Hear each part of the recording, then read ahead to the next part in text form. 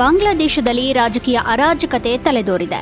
ಒಂದು ಕಾಲದಲ್ಲಿ ಬಾಂಗ್ಲಾವನ್ನು ಸೇನಾ ಆಳ್ವಿಕೆಯಿಂದ ಕಾಪಾಡಿದ್ದ ಶೇಖ್ ಹಸೀನಾ ಪ್ರಧಾನಿ ಸ್ಥಾನಕ್ಕೆ ರಾಜೀನಾಮೆ ನೀಡಿ ದೇಶ ತೊರೆದಿದ್ದಾರೆ. ಸತತ 15 ವರ್ಷಗಳ ತಮ್ಮ ಆಡಳಿತದಲ್ಲಿ ಶೇಖ್ ಹಸೀನಾ ಈಗ ಅತ್ಯಂತ ಕೆಟ್ಟ ಸನ್ನಿವೇಶ ಎದುರಿಸುತ್ತಿದ್ದಾರೆ. ಮೂಲತಃ ಶೇಖ್ ಹಸೀನಾ ಬಾಂಗ್ಲಾದೇಶ ಸ್ವಾತಂತ್ರ್ಯ ಹೋರಾಟವನ್ನು ಮುನ್ನಡೆಸಿದ್ದ ಕ್ರಾಂತಿಕಾರಿ ನಾಯಕ ಹಾಗೂ ಮಾಜಿ ಪ್ರಧಾನಿ ಶೇಖ್ ಮುಜೀಬುರ್ ರೆಹಮಾನ್ ಅವರ ಮಗಳು. ಹಸೀನಾ 1947ರಲ್ಲಿ ಆಗಿನ ಪೂರ್ವ ಪಾಕಿಸ್ತಾನದಲ್ಲಿ ಜನಿಸಿದರು. ಅವರ ತಂದೆ ಬಾಂಗ್ಲಾದೇಶದ ಸ್ಥಾಪಕ ಪಿತಾಮಹ ಶೇಖ್ ಮುಜೀಬುರ್ ರೆಹಮಾನ್ ಅವರು ಪಾಕಿಸ್ತಾನದಿಂದ ದೇಶದ ಸ್ವಾತಂತ್ರ್ಯವನ್ನು ಪಡೆದುಕೊಳ್ಳುವಲ್ಲಿ ನಿರ್ಣಾಯಕ ಪಾತ್ರವನ್ನು ವಹಿಸಿದರು ಮತ್ತು ದೇಶದ ಮೊದಲ ಅಧ್ಯಕ್ಷರಾಗಿ ಸೇವೆ ಸಲ್ಲಿಸಿದರು.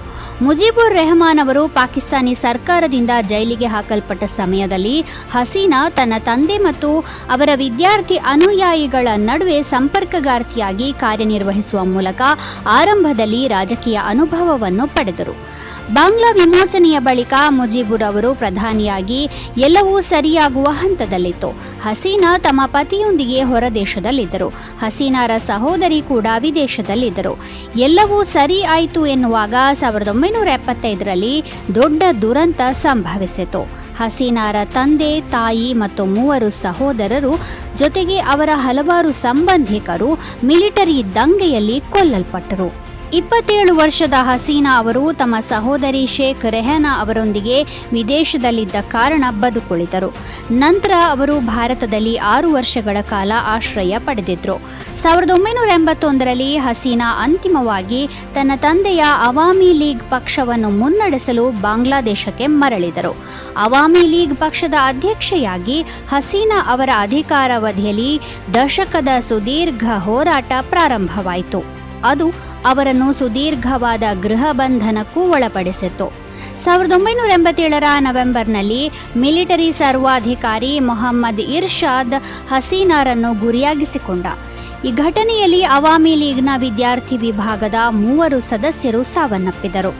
ಸೇನಾ ಸರ್ವಾಧಿಕಾರಿ ಹುಸೇನ್ ಮೊಹಮ್ಮದ್ ಇರ್ಷಾದ್ನನ್ನು ಪದಚ್ಯುತಗೊಳಿಸಲು 1990ರಲ್ಲಿ ಹಸೀನಾ ಅವರು ಮಾಜಿ ಸೇನಾ ಮುಖ್ಯಸ್ಥ ಮತ್ತು ಬಿಎನ್ಪಿ ಸಂಸ್ಥಾಪಕ ಜಿಯಾವುರ್ ರೆಹಮಾನ್ನ ಪತ್ನಿ ಖಲೀದಾ ಜಿಯಾ ಅವರ ಬಾಂಗ್ಲಾದೇಶ ನ್ಯಾಷನಲಿಸ್ಟ್ ಪಕ್ಷದ ಜತೆ ಕೈ ಜೋಡಿಸಿದ್ರು.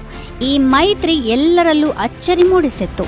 ಯಾಕೆಂದರೆ ಜಿಯಾವುರ್ ರೆಹಮಾನ್ ಒಂದು ಕಾಲದಲ್ಲಿ ಹಸೀನಾರ ತಂದೆಯ ಸಾವಿಗೆ ಕಾರಣನಾಗಿದ್ದ. ಇರ್ಷಾದ್ ರಾಜೀನಾಮೆಗೆ ಒತ್ತಾಯಿಸಿ ಢಾಕಾದಲ್ಲಿ ಲಕ್ಷಾಂತರ ಜನರು ಬೀದಿಗಿಳಿದಿದ್ರು. ತುರ್ತು ಪರಿಸ್ಥಿತಿಯನ್ನು ಘೋಷಿಸುವ ಮೂಲಕ ಇರ್ಷಾದ್ ಅಧಿಕಾರಕ್ಕೆ ಅಂಟಿಕೊಳ್ಳಲು ಪ್ರಯತ್ನಿಸಿದರೂ ಕೂಡ ಅದು ಫಲಿಸದೆ ಆತ ರಾಜೀನಾಮೆ ನೀಡಬೇಕಾಯಿತು. ಆದರೆ ಹಸೀನಾ ಮತ್ತು ಖಲೀದಾ ಜಿಯಾ ಅವರ ಮೈತ್ರಿ ಹೆಚ್ಚು ಸಮಯ ಬಾಳಲಿಲ್ಲ. 1991ರ ಹೊತ್ತಿಗೆ ಬಿಎನ್ಪಿ ಅಧಿಕಾರವನ್ನು ಪಡೆದುಕೊಂಡಿತು ಮತ್ತು ಹಸೀನಾ ವಿರೋಧ ಪಕ್ಷದ ಪ್ರಮುಖ ನಾಯಕಿಯಾದರು. ಅದೇ ಸಮಯದಲ್ಲಿ ಭೀಕರ ಚಂಡಮಾರುತವು ಬಾಂಗ್ಲಾದೇಶಕ್ಕೆ ಅಪ್ಪಳಿಸಿತು ಮತ್ತು 1,40,000 ಜನರನ್ನು ಬಲಿ ತೆಗೆದುಕೊಂಡಿತು. ಇದು ಹಸೀನಾ ಅವರ ವೃತ್ತಿ ಜೀವನಕ್ಕೆ ಹೊಸ ಆಯಾಮವನ್ನು ನೀಡಿತು. ಚಂಡಮಾರುತದಲ್ಲಿ ಅಳಿದುಳಿದ ಅವಶೇಷಗಳ ನಡುವೆ ಹಸೀನಾ ನಡೆದುಕೊಂಡು ಹೋಗುತ್ತಿರುವ ಚಿತ್ರಗಳು ವ್ಯಾಪಕ ಪರಿಣಾಮ ಬೀರಿದ್ದವು. 5 ವರ್ಷಗಳ ನಂತರ 1996ರಲ್ಲಿ ಹಸೀನಾ ಬಾಂಗ್ಲಾದೇಶದ ಪ್ರಧಾನಮಂತ್ರಿಯಾಗಿ ಪ್ರಮಾಣ ವಚನ ಸ್ವೀಕರಿಸಿದರು. ಹಸೀನಾ ಅವರ ಮೊದಲ ಅವಧಿಯಲ್ಲಿ ಬಾಂಗ್ಲಾದೇಶವು ಆರ್ಥಿಕ ಉದಾರೀಕರಣದಲ್ಲಿ ಪ್ರಮುಖ ಬೆಳವಣಿಗೆಗಳನ್ನು ಕಂಡಿತು. ವಿದೇಶಿ ಹೂಡಿಕೆ ಹೆಚ್ಚಿತು ಮತ್ತು ಆರೋಗ್ಯ ಹಾಗೂ ಶಿಕ್ಷಣದಲ್ಲಿನ ಸುಧಾರಣೆಗಳು ಸೇರಿದಂತೆ ಜೀವನ ಮಟ್ಟ ಸುಧಾರಿಸಿತು. ಜಾಗತಿಕ ಗಾರ್ಮೆಂಟ್ ಉದ್ಯಮದಲ್ಲಿ ಬಾಂಗ್ಲಾದೇಶವು ಪ್ರಮುಖ ಶಕ್ತಿಯಾಯಿತು. ಆದಾಗ್ಯೂ ಈ ಸಾಧನೆಗಳ ಹೊರತಾಗಿಯೂ 2001ರಲ್ಲಿ ಜಿಯಾ ವಿರುದ್ಧ ಹಸೀನಾ ಜಯಗಳಿಸಲು ಸಾಧ್ಯವಾಗದೆ ಅಧಿಕಾರದಿಂದ ಹೊರಗುಳಿಯಲ್ಪಟ್ಟರು. 2004ರಲ್ಲಿ ರ್ಯಾಲಿಯೊಂದರಲ್ಲಿ ಗ್ರೆನೇಡ್ ಸ್ಫೋಟಗೊಂಡಾಗ ಹಸೀನಾ ಕೂದಲೆಳೆ ಅಂತರದಲ್ಲಿ ಬದುಕುಳಿದರು. ಬಳಿಕ 2007ರಲ್ಲಿ ಮಿಲಿಟರಿ ದಂಗೆಯ ನಂತರ ಹಸೀನಾ ಮತ್ತು ಜಿಯಾ ಇಬ್ಬರು ಭ್ರಷ್ಟಾಚಾರದ ಆರೋಪದ ಮೇಲೆ ಜೈಲು ಸೇರಿದ್ರು. ಆದಾಗ್ಯೂ ಆರೋಪಗಳನ್ನು ಅಂತಿಮವಾಗಿ ಕೈಬಿಡಲಾಯಿತು ಮತ್ತು ಮುಂದಿನ ಚುನಾವಣೆಯಲ್ಲಿ ಸ್ಪರ್ಧಿಸಲು ಅವರನ್ನು ಮುಕ್ತಗೊಳಿಸಲಾಯಿತು. 2008ರಲ್ಲಿ ಹಸೀನಾ ಭಾರೀ ಬಹುಮತದೊಂದಿಗೆ ಜಯಭೇರಿ ಬಾರಿಸಿದ್ರು. ಅಲ್ಲಿಂದ ಮತ್ತೆ ಅವರು ಹಿಂತಿರುಗಿ ನೋಡಲಿಲ್ಲ. ಗಮನಾರ್ಹವಾದ ಆರ್ಥಿಕ ಉತ್ಕರ್ಷದ ಮೂಲಕ ಬಾಂಗ್ಲಾದೇಶವನ್ನು ಮುನ್ನಡೆಸಿದ್ದಕ್ಕಾಗಿ ಹಸೀನಾ ಬೆಂಬಲಿಗರಿಂದ ವ್ಯಾಪಕ ಪ್ರಶಂಸೆಗೆ ಪಾತ್ರರಾಗಿದ್ದರು. 1971ರಲ್ಲಿ ಪಾಕಿಸ್ತಾನದಿಂದ ಸ್ವಾತಂತ್ರ್ಯ ಪಡೆದಾಗ ವಿಶ್ವದ ಅತ್ಯಂತ ಬಡ ರಾಷ್ಟ್ರಗಳಲ್ಲಿ ಒಂದಾಗಿದ್ದ ಬಾಂಗ್ಲಾದೇಶವು 2009ರಿಂದ ಪ್ರತಿ ವರ್ಷ ಸರಾಸರಿ 6% ಹೆಚ್ಚು ಬೆಳೆಯುತ್ತಿತ್ತು.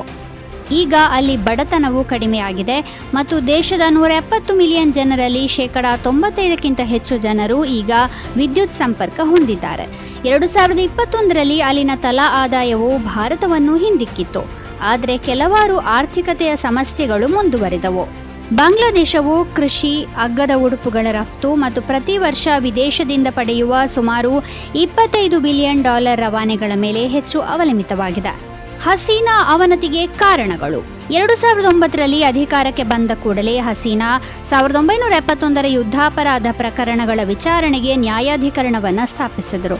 ನ್ಯಾಯಮಂಡಳಿಯು ವಿರೋಧ ಪಕ್ಷದ ಕೆಲವು ಉನ್ನತ ಸದಸ್ಯರನ್ನ ತಪ್ಪಿತಸ್ಥರೆಂದು ಘೋಷಿಸಿತು. ಇದು ಹಿಂಸಾತ್ಮಕ ಪ್ರತಿಭಟನೆಯನ್ನ ಹುಟ್ಟುಹಾಕಿತು. ಜಮಾತ್ ಎ ಇಸ್ಲಾಮಿ ಪಕ್ಷ ಮತ್ತು ಬಿಎನ್ಪಿಯ ಪ್ರಮುಖ ಮಿತ್ರ ಪಕ್ಷವನ್ನು 2013ರಲ್ಲಿ ಚುನಾವಣೆಯಲ್ಲಿ ಭಾಗವಹಿಸದಂತೆ ನಿಷೇಧಿಸಲಾಯಿತು. ಬಿಎನ್ಪಿ ಮುಖ್ಯಸ್ಥೆ ಖಲೀದಾ ಜಿಯಾ ಅವರಿಗೆ ಭ್ರಷ್ಟಾಚಾರದ ಆರೋಪದ ಮೇಲೆ 17 ವರ್ಷಗಳ ಜೈಲು ಶಿಕ್ಷೆ ವಿಧಿಸಲಾಯಿತು. 1971ರ ವಿಮೋಚನಾ ಯುದ್ಧದ ಸಮಯದಲ್ಲಿ ಮಾಡಿದ ಮಾನವೀಯತೆಯ ವಿರುದ್ಧದ ಅಪರಾಧಗಳಿಗೆ ಶಿಕ್ಷೆಯಾಗಿ ಕಳೆದ ದಶಕದಲ್ಲಿ 5 ಉನ್ನತ ಇಸ್ಲಾಮಿಸ್ಟ್ ನಾಯಕರು ಮತ್ತು ಹಿರಿಯ ವಿರೋಧ ಪಕ್ಷದ ವ್ಯಕ್ತಿಯನ್ನು ಗಲ್ಲಿಗೇರಿಸಲಾಯಿತು. ಇವು ಘರ್ಷಣೆಯ ಗಾಯಗಳನ್ನು ವಾಸಿ ಮಾಡುವ ಬದಲು ಸಾಮೂಹಿಕ ಪ್ರತಿಭಟನೆಗಳು ಮತ್ತು ಮಾರಣಾಂತಿಕ ಘರ್ಷಣೆಗಳನ್ನು ಪ್ರಚೋದಿಸಿದವು. ವ್ಯಾಪಕವಾದ ಮಾನವ ಹಕ್ಕುಗಳ ಉಲ್ಲಂಘನೆಯ ಆರೋಪದ ಮೇಲೆ ಬಾಂಗ್ಲಾದೇಶದ ಭದ್ರತಾ ಪಡೆಗಳ ಒಂದು ಶಾಖೆ ಮತ್ತು ಅದರ 7 ಉನ್ನತ ಅಧಿಕಾರಿಗಳ ಮೇಲೆ ಯುನೈಟೆಡ್ ಸ್ಟೇಟ್ಸ್ 2021ರಲ್ಲಿ ನಿರ್ಬಂಧಗಳನ್ನು ವಿಧಿಸಿತು. ಹಸೀನಾ ಅವರ ಟೀಕಾಕಾರರು ಅವರಿಗೆ ಸರ್ವಾಧಿಕಾರಿ ಎಂಬ ಹಣೆಪಟ್ಟಿ ಕಟ್ಟಿದರು. ಹಸೀನಾ ಅವರು 4ನೇ ಬಾರಿಗೆ ಅಧಿಕಾರಕ್ಕೆ ಬಂದ 6 ತಿಂಗಳ ನಂತರ ವಿವಾದಾತ್ಮಕ ಕೋಟಾ ವ್ಯವಸ್ಥೆಗೆ ಸಂಬಂಧಿಸಿದಂತೆ ಆಕೆಯ ಸರ್ಕಾರದ ವಿರುದ್ಧ ಬೃಹತ್ ಪ್ರತಿಭಟನೆಯು ಭುಗಿಲೆದ್ದಿತು. ಹಿಂಸಾಚಾರದಲ್ಲಿ 300ಕ್ಕೂ ಹೆಚ್ಚು ಪ್ರತಿಭಟನಾಕಾರರು ಕೊಲ್ಲಲ್ಪಟ್ಟು ಇದು ಆಕೆಯ ಪದತ್ಯಾಗದವರೆಗೆ ಬಂದು ನಿಂತಿದೆ.